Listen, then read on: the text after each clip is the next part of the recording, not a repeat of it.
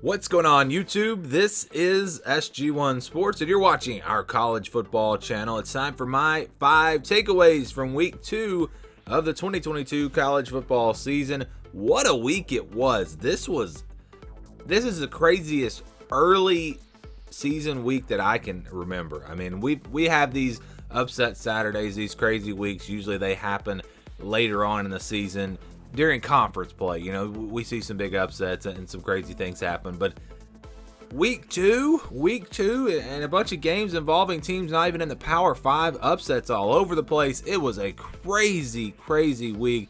I'm gonna miss some things because there was just so much. And I looked at the schedule and I thought, this is gonna be a pretty boring week. Mostly blowouts. We'll have a few good games, but mostly blowouts.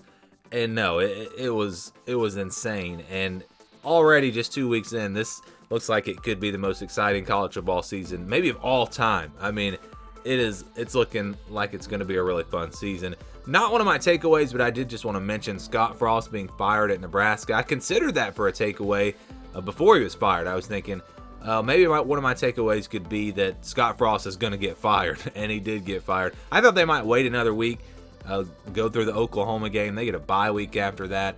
And I think there was something about it. They waited till October 1st. The buyout would have been a lot less. I don't know why they were going to pay all that money, but yeah, he had to go. He had to go.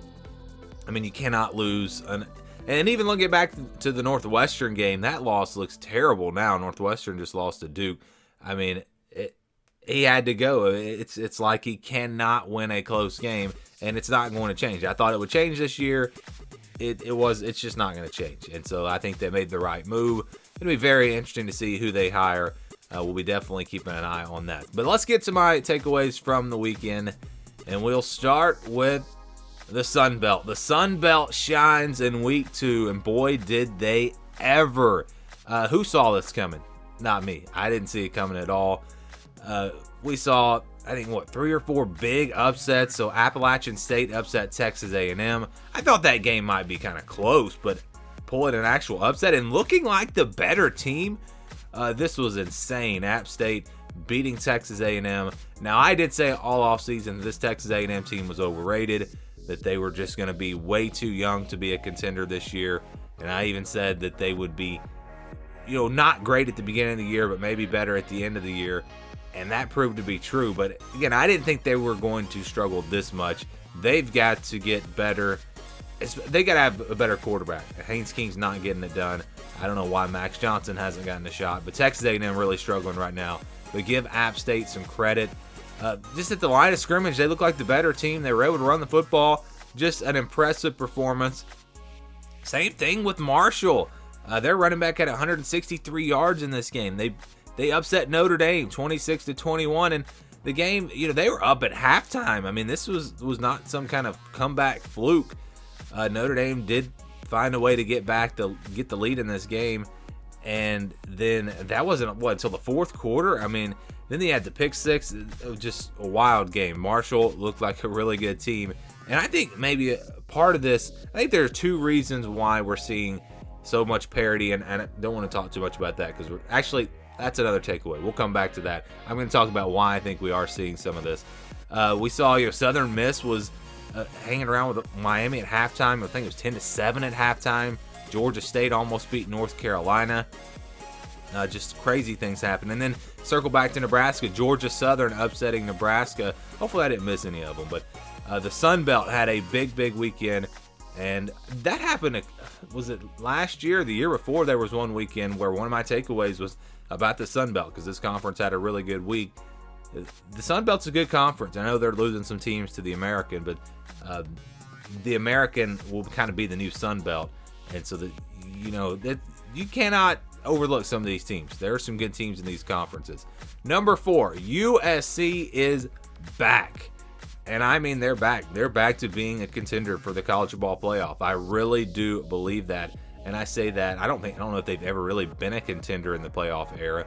But I don't want to say they're a national championship contender because I don't know that they can play with Georgia and Ohio State and maybe Alabama, which who knows about Alabama right now. We'll talk about them a little bit later. But they're back to being a team that's going to be near the top of college football. And I know some of you are going to say, well, look, they gave up 28 points to Stanford. 14 of those points came in the fourth quarter. They got conservative. They had this game over at halftime. It was 35-14 at halftime. They just have so many offensive weapons, and the defense is playing decent football. They're playing opportunistic football, coming up with some big turnovers, big stops in the red zone. They're making the big plays. Now, we saw that with Iowa last year, and when they didn't do that, when they didn't make those big plays, we saw them struggle. But that's a totally different team because USC actually has an offense. They don't even have to play defense this good. They don't have to have this many turnovers. With their offense the way it is, they're going to have a chance to beat everyone. And it kind of reminds me of the Lincoln Riley teams at Oklahoma. Not last year's team, but the teams before. He had this team in the playoff or right there at the door of the college football playoff every single year at Oklahoma pretty much, or maybe every year. And that's what we're going to get at USC, I think. I think we're going to see those types of teams where they're going to be one of the best offenses in the country, and the defense won't be a strength, but it'll be good enough to where they're going to be in that playoff conversation. And I've seen enough already. I believe Stanford's going to be a good team this year. I believe they are a good team, and I was very, very impressed with USC in this game. And, when I was doing the rosters, of course, you look at the roster and you see the talent. You see what they have. I mean, this team is absolutely loaded, and the offensive line has been playing well for them. USC is a dangerous team. Again, I don't know if they can win it all this year, but I think they're definitely in the playoff conversation and even in that top contenders conversation, at least based off what we saw in the first couple of weeks and coming out of week 2. All right, let's go to number 3. Now it's back to the parity. So the week 1 parity was no fluke. That was a takeaway last week. It was week 1. You never know. Maybe that was just things are going to settle down this week. But no, we saw parity all over the place. There were 6 overtime games this week. There were a bunch last week as well. And how about this? Kansas and Duke are 2-0, and they both have wins over Power 5 teams. Kansas has a conference win. It's back to that first takeaway I had. It is just it's going to be a crazy year if things continue like this. We saw so many close games. BYU and Baylor. Boy, have you seen so many missed field goals in a game? That one was a crazy game. We've already mentioned, the Sun Belt games. Alabama and Texas, which we'll talk about in just a minute. We saw, just so many close games. It was just all over the place. And exciting. What, Washington State beating Wisconsin? Who saw that one coming?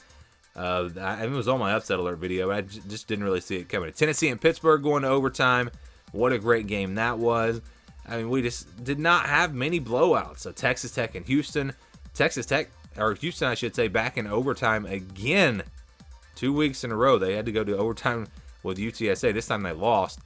We just, again, got so much great football. It's hard to keep up with because usually, especially early in the season, there's going to be 1 or 2 games where you're going to be locked in.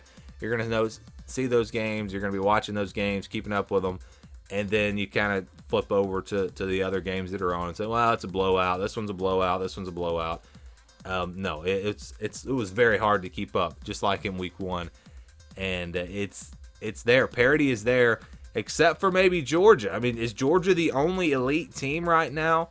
We'll talk about that more in my top 25 video, but there is definitely parity outside of that top tier. Whoever's in that top tier, and maybe it is just Georgia. Maybe Ohio State's there. I don't know if Alabama's there after their game against Texas. Let's just go right into that. Number 2 takeaway. Alabama has issues, and Texas has a defense. So we will start with Texas in this game. Yeah, it was their defense. Their defensive line, they were getting pressure on the quarterback consistently. Consistently in this game.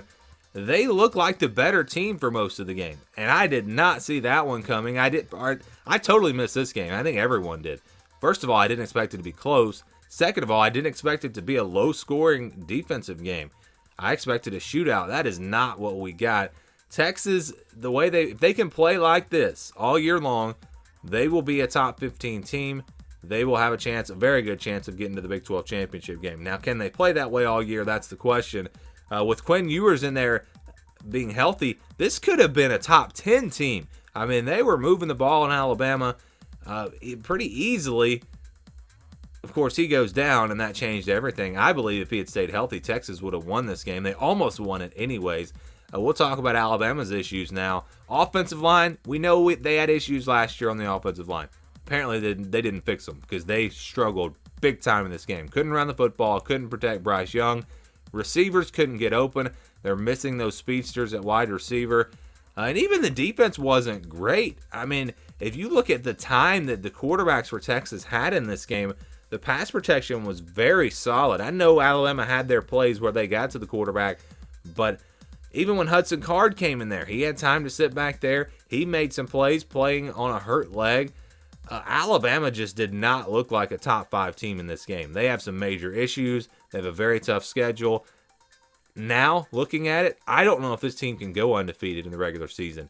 It's going to be very tough with the schedule, again, that they play. If they don't get these issues fixed, Alabama's just not the team that I thought that they were coming into this season. I thought in the offseason they would fix those issues. Of course, with the speed at wide receiver, you got the transfer from Louisville. Where's he? He's a speedster.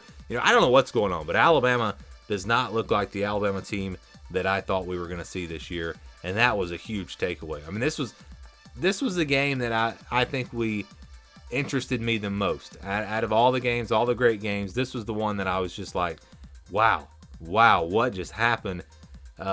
Alabama is just not what we thought they were going to be. So that was a big story. But maybe Texas is that good. We'll find out over the next few weeks. Number one takeaway, though, the playoff race is wide open. It is wide open. Georgia, again, the only dominant team based off of what we've seen so far. Alabama looks vulnerable. Ohio State maybe isn't as good as we thought after Notre Dame loses. And Ohio State was down in the second half against them. So maybe Ohio State's not that great. Michigan looks really good. They haven't played anybody. Arkansas sitting there at 2-0 with 2 really good wins. Kentucky just beat Florida. USC, I think, is definitely in this conversation now. The Big 12, Baylor already lost to BYU, so now they're kind of probably going to have a hard time getting in. Oklahoma struggled. I don't know if we're going to get a team out of the Big 12, and I even said that in the preseason. I didn't think we'd have a team out of the Big 12. If Alabama loses a game, let's say Alabama loses a regular season game and then loses to Georgia in the SEC championship, they don't make it. So who's going to make it? We could see a 2-loss team. We could see a team that's not a conference champion. It's definitely wide open, and I think it's going to be a really fun race. And just imagine if we had 12 teams, how wide open it would be, because we would have 4-loss teams probably in the playoff this year, because I think it's going to be that kind of season. And that's just the big takeaway. It's wide open. There's parity. It's exciting. It's crazy. And if it continues, like I said earlier, this is going to be maybe the most exciting college football season of all time. And we're just at week 2. Let's see what happens in week 3. Those are my takeaways. Would love to get your takeaways, your thoughts on my takeaways, any of that down in the comments below. Thank you for watching, and stay tuned for more here on the SG1 Sports College Football Channel.